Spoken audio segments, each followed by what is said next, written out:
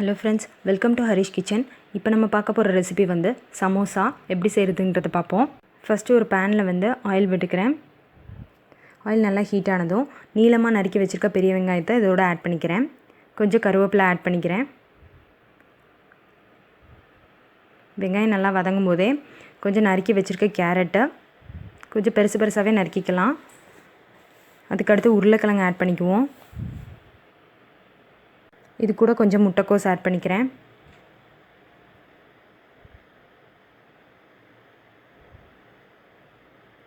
கொஞ்சமா chilli powder add பண்ணிடலாம். கொஞ்சம் மஞ்சள் ஆட் பண்ணிக்கிறேன். சில்லி பவுடர் வந்து நம்ம காரத்துக்கு ஏற்ற மாதிரி ஆட் பண்ணிக்கலாம்.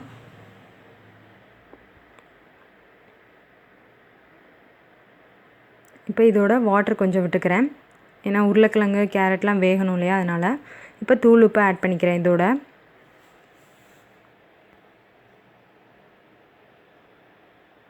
இப்போ நல்லா வெந்து வந்துருச்சு.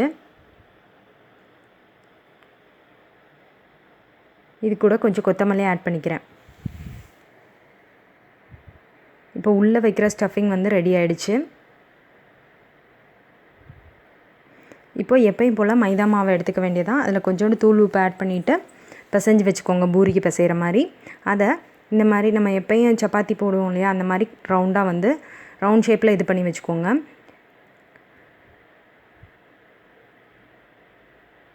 அதுக்கப்புறம் ஜஸ்ட்டு ரெண்டு கத்தியை வச்சு ரெண்டு கோடு மட்டும் தான் நம்ம போடுறோம். அந்த சமோசா சைஸுக்கு ஏற்ற மாதிரி நீங்கள் வந்து கோடு போட்டுக்கோங்க. அதுக்கு பக்கத்துலேயே வந்து மைதா மாவை வந்து கொஞ்சம் தண்ணி ஊற்றி பிசைஞ்சு வச்சுருங்க. அதாவது கொஞ்சம் வாட்டரியாக பிசைஞ்சு வச்சுருங்க. இந்த பேஸ்ட் எதுக்கு அப்படின்னா, அந்த சமோசா வந்து ஒட்டுறதுக்காக இந்த பேஸ்ட் வந்து பண்ணி வச்சுருக்கோம். ஸோ இந்த பேஸ்ட் வந்து ரெடி ஆகிடுச்சு. இப்போது நம்ம அந்த உள்ளே வைக்கிற ஸ்டஃபிங் பண்ணி வச்சுருந்தோம் இல்லையா, அதை இதோட வெஜிடபிள்ஸை இதோட வச்சுருவோம். இப்போ கோன் ஷேப்பில் இந்த மாதிரி வச்சுட்டு அப்புறம் எப்பயும் போல தான் திரும்ப அடுத்த சைடு பண்ணிக்கோங்க. இப்போது இந்த லாஸ்ட்டாக ஒட்டுற இடத்துல மட்டும் நம்ம வந்து அந்த ஒரு பேஸ்ட் ரெடி பண்ணியிருந்தோம் இல்லையா, அதை லாஸ்ட்டாக அந்த இதில் ஒட்டி விட்டுருங்க.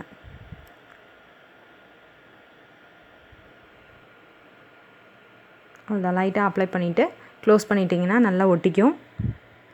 இப்போ இன்னொன்று செஞ்சு காமிக்கிறேன். வெஜிடபிள்ஸை இதில் வச்சுருங்க. எப்பயும் போல் கோன் ஷேப் பண்ணுங்கள். ஒரு தடவை லெஃப்ட் சைடு, இன்னொரு தடவை ரைட் சைடு, அவ்வளோதான். அந்த லாஸ்ட்டு கார்னரில் வந்து அந்த மாவை வந்து அப்ளை பண்ணி விட்ருங்க. அந்த பேஸ்ட்டை வந்து அப்ளை பண்ணிட்டிங்கன்னா அது நல்லா ஒட்டிக்கிடும், பிரிஞ்சு வராது சமோசா வந்து. அவ்வளோதான்.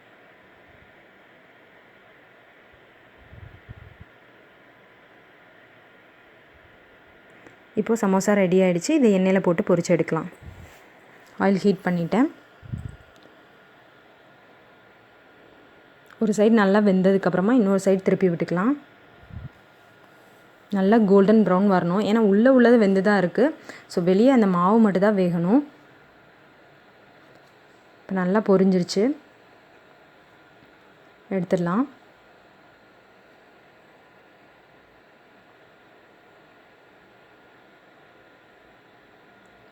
எண்ணெயில் போட்டு எடுக்கும்போது கேர்ஃபுல்லாக போட்டு எடுக்கணும்.